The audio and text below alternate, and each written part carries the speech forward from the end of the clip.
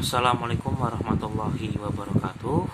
My name is Reza Akbar, student number 104. Here I want to explain the material for today's presentation. This is about some practical steps to test construction. It is the part of designing test and assessment. Sebelumnya mohon maaf apabila suara saya kurang keras, kurang jelas, ataupun terdapat kesalahan dalam menjelaskan materi ini. Mohon nanti untuk bisa dikoreksi bersama-sama. Let's go to the first explanation. You may take a look at the slide dengan judul some practical steps ya. Di slide pertama, we may think that every test we devise must be a wonderfully innovative and it will garner the accolades of our college and the admiration of our students. Jadi dalam membuat sebuah tes itu jangan hanya berpikir bahwa tes tersebut nantinya akan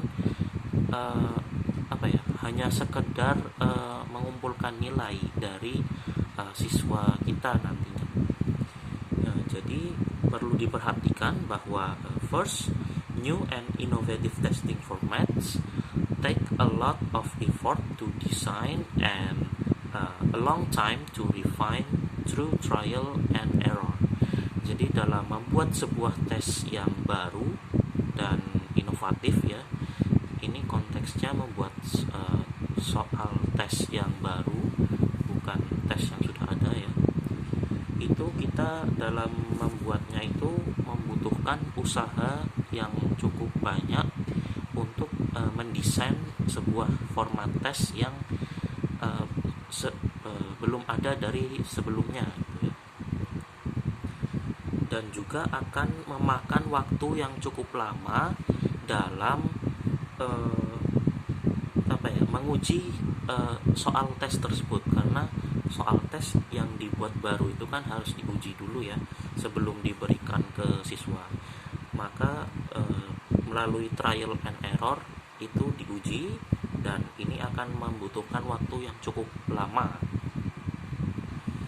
Dan yang kedua adalah traditional testing techniques can, with a little creativity, conform to the spirit of an interactive communicative language curriculum.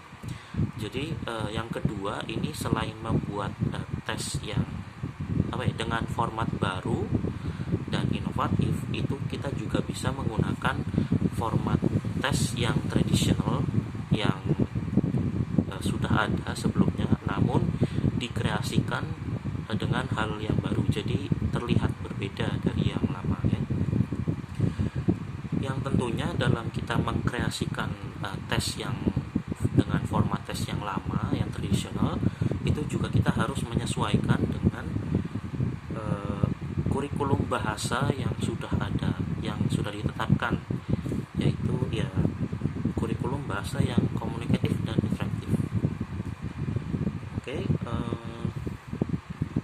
Selanjutnya, with experience we can get bolder in our attempts in that spirit. Then let us consider some practical steps in constructing classroom test.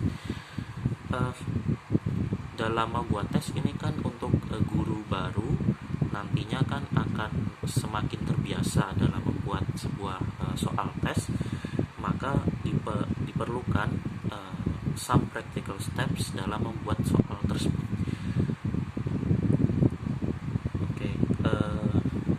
Next slide. Assessing clear, unambiguous objectives. Jadi dalam membuat tes ini ada 3 poin ya yang diperhatikan juga. Yang pertama adalah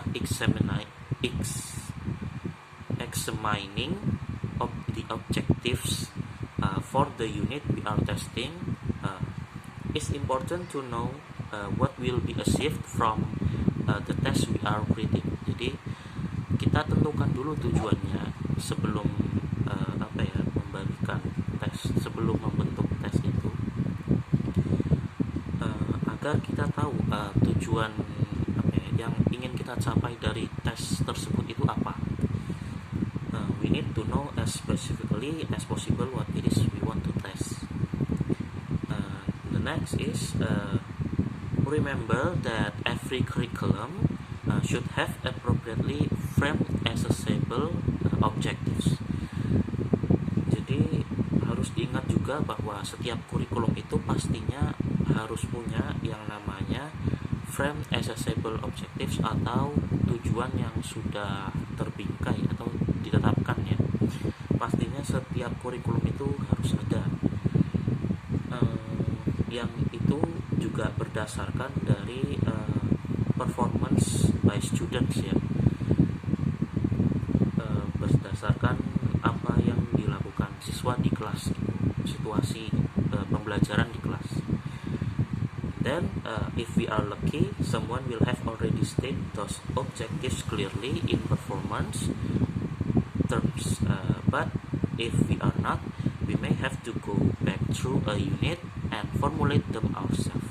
Jika beruntung, kita nantinya bisa menggunakan format tes yang sudah dibuat oleh orang lain ya sebelumnya, namun itu juga format yang baru untuk kita terapkan di tes kita, atau kita bisa membuatnya sendiri ya, seperti di awal tadi ya, ada yang menggunakan format tes yang sebelumnya yang kita kreasikan, dan ada juga yang kalau kita tidak beruntung ya kita bikin sendiri, harus membuat dengan innovative and new format test ya. Okay, we go to the next slide. Devising up test specification.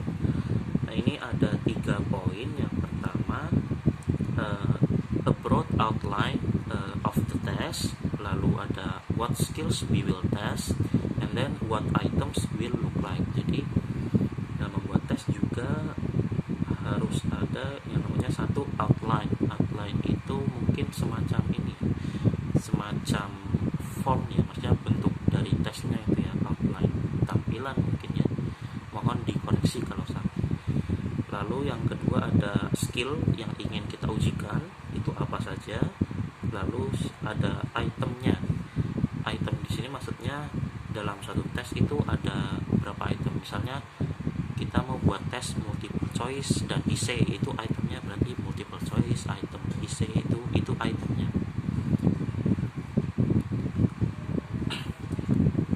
Di sini ada contoh dari buku materi yang sudah dibagikan. Itu ada contoh, misalnya dari kurikulum, ada sebuah kurikulum itu ya yang mengharuskan kita untuk membuat tes nantinya hanya selama 30 menit. Dan karena kurikulum tersebut adalah kurikulum integrated ya, jadi integrated yang terintegrasi, jadi kita harus mengetes, menguji 4 skills ya langsung. Ada writing, ada listening, ada reading, ada speaking, itu diintegrasikan dalam satu waktu ya, satu tes. Lalu ada juga itu di contoh juga disebutkan since you have the luxury of teaching a small class. Jadi kita ini di contoh ya, misalnya kita tadi dari kurikulum 30 menit waktu ujiannya, lalu kita hanya mengajar 12 siswa. Nah, maka itu nanti bisa dibagi-bagi itu. Dari 12 siswa itu misalnya yang speaking berapa orang dulu, yang writing berapa orang dulu gitu. Mungkin karena ada 4 skill berarti 3-3 ya. Jadi dalam satu waktu itu bisa sekaligus menguji 4 skill dalam satu waktu. Okay, we going to the next slide. Devising test task. Setelah tadi menyusun setelah tadi menentukan tujuan dan juga memperhatikan isi dari tesnya, kontennya, now we are ready to draft other test item. Jadi kita diarahkan untuk memperhatikan itemnya yang mau kita uji itu apa saja. Kan dari item itu misalnya ada item multiple choice atau mungkin cloze test atau essay dan sebagainya. Itu juga nantinya berdasarkan media juga, confirm our items to the context of a recent media that we use. Jadi berdasarkan media yang akan kita pakai, kita misalnya pakai paper base, oh berarti multiple choice dan essay gitu ya. Lalu misalnya ada pakai digital, ya mungkin ada listeningnya juga, part listening dan sebagainya. Ada juga beberapa faktor yang nantinya akan menentukan item, ya misalnya dari konteks kebahasaan. Lalu ada juga tingkat kesulitan berdasarkan skemata itu mungkin skemata itu dari kurikulumnya mungkin ya. Lalu juga ada misalnya dari part listening, audionya berapa panjang dan sebagainya. Lalu we go to the next slide. This is the last slide that I explained.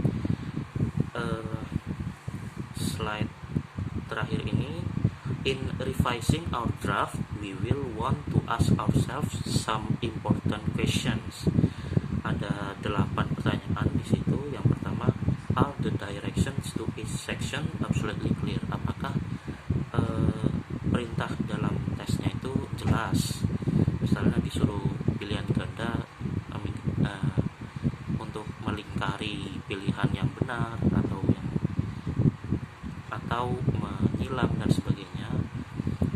Lalu yang kedua, is there an example item for each section? Apakah dari tiap section itu, tiap bagiannya itu ada contohnya? Kan biasanya kita temukan soal yang ada contoh mengerjakannya seperti ini nanti kita selanjutnya mengerjakannya seperti ini gitu.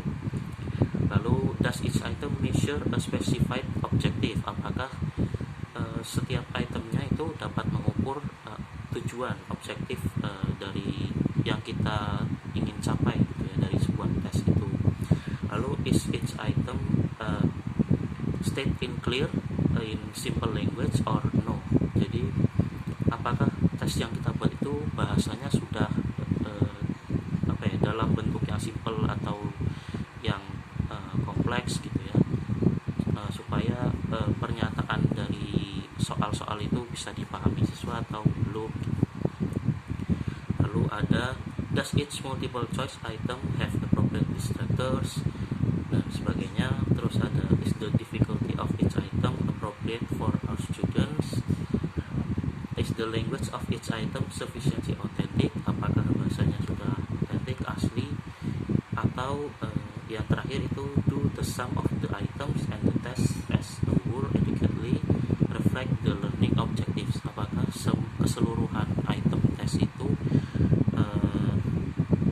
menggambarkan learning objective dari pembelajaran yang sudah kita laksanakan gitu ya. Okay, this is my explanation. I'm sorry if there is any mistake or there is any unclear explanation. Untuk selanjutnya materinya akan disampaikan oleh presenter selanjutnya. Terima kasih. Wassalamualaikum warahmatullahi wabarakatuh.